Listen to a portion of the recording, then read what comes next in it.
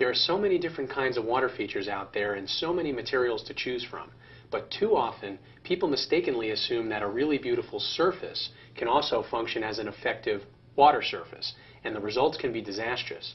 So what are the best water surface materials to use? My name is Sean Wander, and today in this three-part video series, we'll uncover the answer to that question and more.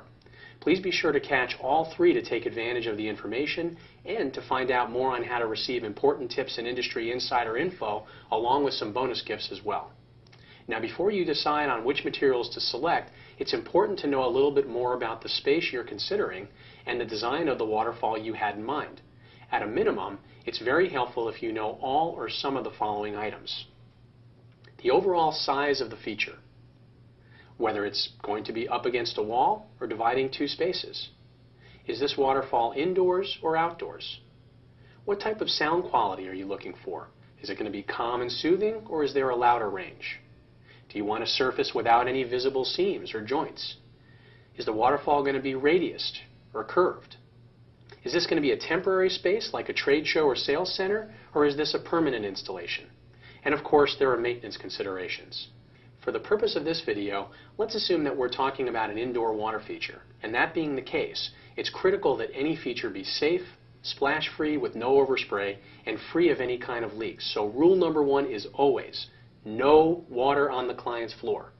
Now in general, you want to use solid surface materials for most indoor water features. These are materials that are non-porous and enduring in quality.